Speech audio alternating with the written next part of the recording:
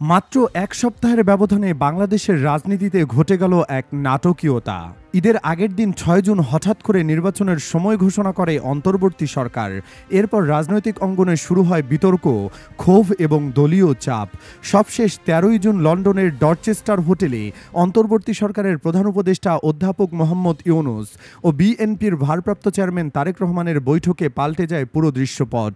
আর তাতেই রাজনীতিতে যুক্ত হয় এক নতুন মাত্রা।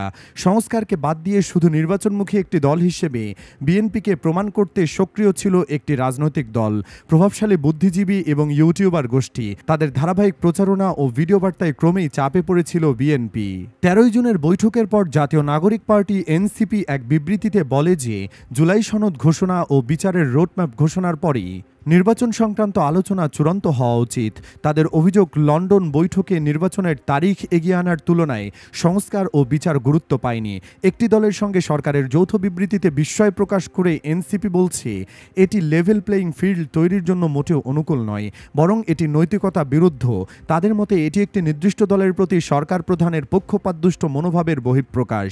আর জামায়াতে ইসলামের অভিযোগ, বিএনপির সঙ্গে বৈঠকের পর সরকার যে পদ্ধতি যৌথ ব্রিফিংয়ে ও বিবৃতি দিয়েছে তা প্রধান উপদেষ্টার নিরপেক্ষতা নিয়ে প্রশ্ন তৈরি করেছে।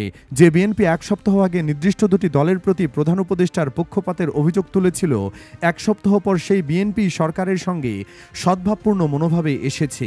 বিপরীতে যেসব দল এতদিন অন্তর্বর্তী সরকারের ঘনিষ্ঠ বলে বিবেচিত ছিল, তারাই এখন লন্ডন বৈঠক ও যৌথ বিবৃতি নিয়ে প্রশ্ন তুলছে সরকার প্রধানের নিরপেক্ষতা ঘিরে। নির্বাচনের সময় নিয়ে অধ্যাপক ইউনূস ও বিএনপির মধ্যে কিছুটা দূরত্ব আগে থেকেই ছিল। বিএনপি ডিসেম্বরের মধ্যে নির্বাচন চাইলেও জুনের শুরুতে অধ্যাপক ইউনূস হঠাৎ ঘোষণা দেন ভোট হবে আগামী এপ্রিলের প্রথমার্ধে। বিষয়টি নিয়ে তীব্র প্রতিক্রিয়া জানায় বিএনপি। দলটির শীর্ষ নেতারা এটিকে জামায়াত ও এনসিপির ইচ্ছার প্রতিফলন বলে অভিযোগ তোলেন। তবে ঈদের ছুটির মধ্যেই রাজনীতির মোড় ঘুরে যায়। এরপর নানা নাটকীয়তা ও কূটনৈতিক তৎপরতা শেষে লন্ডনের ডরচেস্টার হোটেলে অধ্যাপক ইউনূস ও তারেক রহমানের 1-to-1 বৈঠক হয়। ১০ জুন বিএনপি মহাসচিব ফখরুল ইসলাম বৈঠকের খবর নিশ্চিত করলে শুরু হয় নানা বিশ্লেষণ। নির্বাচনী রোডম্যাপ ঘোষণা নিয়ে অনিশ্চয়তার কারণে বিএনপির পক্ষ থেকে এই বৈঠকে অংশ নেওয়ার বিষয়ে প্রথমে কিছুটা অনীহা ছিল। তবে সরকারের কয়েকজন জ্যেষ্ঠ ও প্রভাবশালী উপদেষ্টা এবং প্রধান উপদেষ্টার কার্যালয়ের ঊর্ধ্বতন কর্মকর্তারা বৈঠকটি আয়োজনের চেষ্টা অব্যাহত রাখেন। এ নিয়ে ঢাকা ও লন্ডনে কূটনৈতিক তৎপরতাও চলতে থাকে। আলোচনার মাধ্যমে বিদ্যমান ইস্যুগুলো সমাধানের বিভিন্ন সম্ভাবনা তুলে ধরে বৈঠকে রাজি করাতে চেষ্টা চালানো হয়। একাধিক সূত্র জানায়, বিএনপি চেয়ারপারসন এবং সাবেক প্রধানমন্ত্রী বেগম খালেদা জিয়ার পরামর্শই দৃশ্যপট পাল্টে যায়। এই সাক্ষাৎকার বাস্তবায়নে বিএনপি চেয়ারপারসন খালেদা জিয়া শেষ মুহূর্তে গুরুত্বপূর্ণ ভূমিকা রাখেন। পরে উভয় পক্ষের আগ্রহে, বিশেষ করে সরকারের বাড়তি উৎসাহে সাক্ষাতের সময় চূড়ান্ত হয়। বিএনপি ও অন্তর্বর্তী সরকারের দূরত্বের মূল কারণ ছিল নির্বাচন নিয়ে অবিশ্বাস। সময়সূচি নিয়ে গড়িমসি বিএনপির মনে প্রশ্ন তোলে, সরকার আদৌ নির্বাচন দিতে চায় কিনা। অনেকেই মনে করেন সরকার দীর্ঘ সময় ক্ষমতায় থাকার কৌশল হিসেবে সময় নিয়ে দ্বন্দ্ব বাঁধে ফেলেছে।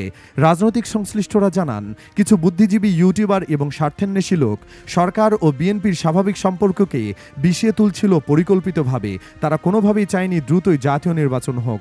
তাদের লক্ষ্য যেভাবেই হোক নির্বাচন বিলম্বিত করে পরিস্থিতি আরও অবনতি ঘটানো। আর এ কারণেই তারা কোনোভাবেই বিএনপিকে রাজনীতির মাঠে দাঁড়াতে দিতে চাইছিল না। অনলাইন ও অফলাইন দুই জায়গাতেই সমানভাবে বিএনপির বিরুদ্ধে কথা বলার যুদ্ধ শুরু করে বিএনপির ঘনিষ্ঠজন হিসেবে পরিচিত কয়েকজন ইউটিউবার, রাজনৈতিক মিত্র, বুদ্ধিজীবী। দলটির ভারপ্রাপ্ত চেয়ারম্যান তারেক রহমান তখন এক পর্যায়ে বলেন, বিএনপির মিডিয়া ট্রায়ালের শিকার হচ্ছে। সরকার ঘনিষ্ঠ সূত্র জানায়, তারেক রহমানের সঙ্গে সরাসরি সাক্ষাৎ না হওয়ায় একটি মহল ১/১১ পরবর্তী সময়ের উদ্দেশ্যমূলক প্রচার ও বিভ্রান্তিকর সংবাদ তুলে ধরে অধ্যাপক ইউনূসকে প্রভাবিত করার চেষ্টা করেছিল। তবে লন্ডনের বৈঠকে তারেক রহমান নিজেকে একজন পরিপক্ক, চিন্তাশীল এবং সংস্কারমুখী নেতা হিসেবে উপস্থাপন করেন, যিনি গণতন্ত্র, জবাবদিহিতা ও রাষ্ট্রীয় সংস্কারে প্রতিশ্রুতিশীল। কিছু নীতিগত মতপার্থক্য থাকলেও তারা বিনয়, ধৈর্য ও উদারতা অধ্যাপক ইউনূসকে গভীরভাবে প্রভাবিত করে।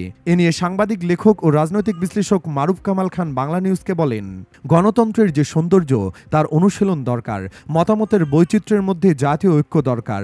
রাজনীতিতে দম্ভ ও শক্তির প্রদর্শনের বদলে মেধা, যুক্তি ও বুদ্ধির দীপ্তি দরকার, সহনশীলতা ও পারস্পরিক মর্যাদাবোধ দরকার।